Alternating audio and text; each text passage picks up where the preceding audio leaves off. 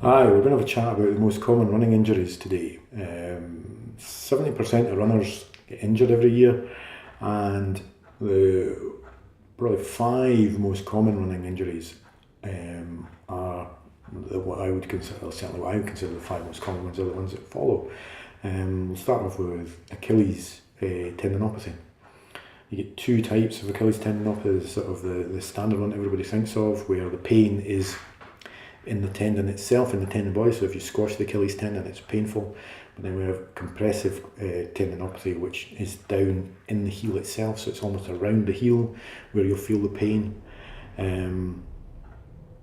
They're classic overuse injuries, and generally come around it's really just a case of more often than not doing too much too soon, where you've just not allowed your body to adapt to the volume or intensity of training that you're undertaking.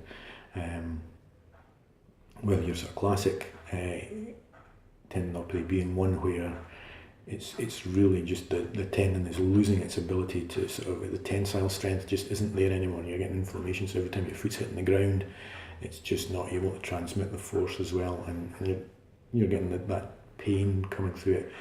The compressive tendinopathy, that's more where the sort of hill rep type work is coming in, where you've decided that you've got a hilly race coming up and you better start doing some hill reps.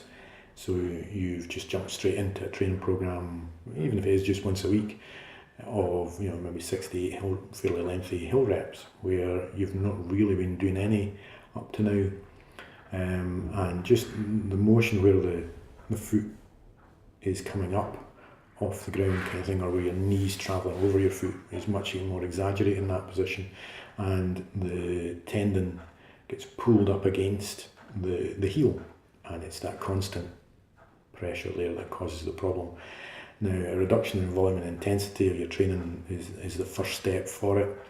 Then from there, allowing at least 48 hours between your runs. In cases of compressive tendinopathy, dropping out the hill reps, and add in calf raises, especially seated calf raises if you can. There are one or two options that you can use for that, or if it's just standing, try to do the standing calf raises with a bent leg. These work well in cases where you maybe caught really early and it's just starting. If it's something that's been ongoing for some time, then it really is about sort of re-looking at everything in your training and dropping the intensity and volume right down, maybe putting in cycling, swimming, rowing, that type of work in, and then rebuilding the ability of the tendon to deal with that kind of load.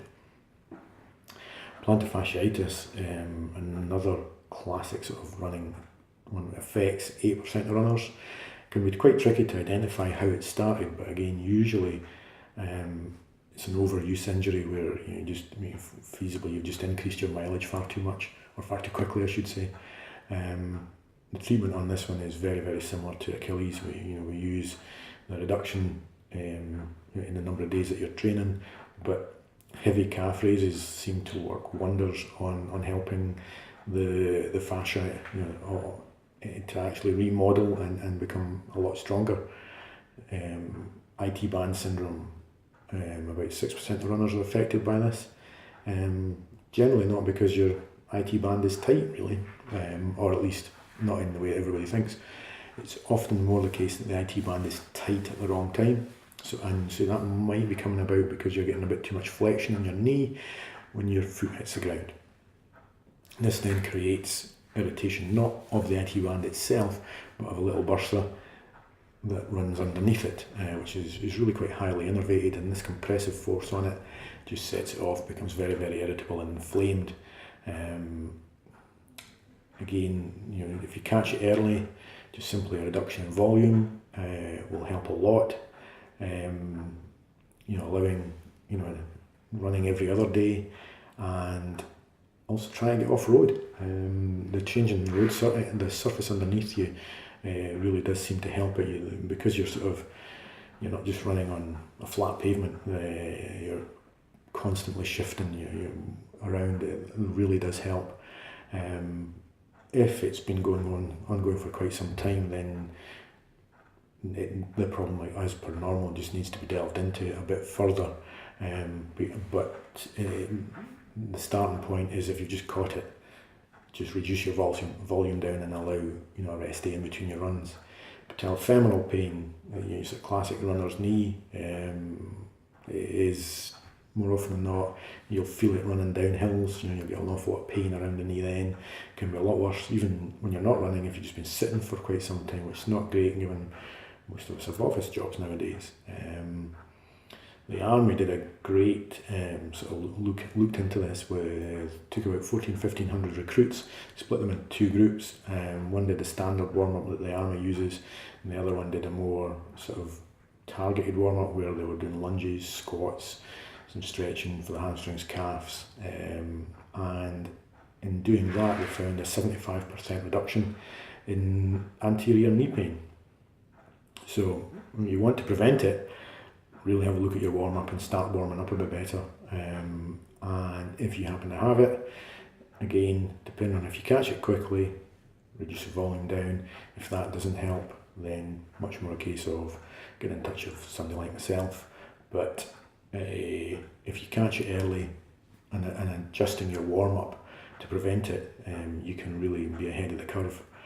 Hamstring tears, it's the most common sporting injury, not specifically to running, but something like 70% of sports injuries are hamstring tears, be it grade 1, grade 2, grade 3. If it is a tear that you have, then the best thing that you can do is actually get some treatment so that you can rehab it properly and ensure that you've got good function in the hamstring afterwards. Most of it, hamstrings, occur sort of interval session type work, high speed work. So the biggest preventative thing that you can do is actually make sure you warm up properly and also include some strength training. The likes of Nordic hamstring curls are great because they actually mimic what the hamstring's doing at the point where it often gets torn, so you're going to get strong through that range. And single leg sort of RDLs are really useful from both helping strengthen the hamstring, but also just helping with you, because you're on one leg, really getting good control over your hip. So to sum it up, keep an eye on your training load, training volume, training intensity. Don't ramp it up too quickly. If you're preparing for a race, then make sure you allow enough time to increase. You can increase your intensity and volume maybe over sufficient weeks that you don't see too big a spike. Include some strength training, and it's a massive reduction in sport and injuries in programs where they have strength training. I think you can reduce them down to about a third of the level of programs where they don't use it. And then the other thing is that if you think of what Tim Gabbett would say, where it's not your training load, it's the load that you're prepared for, which comes back to this idea of not ramping things up too quickly.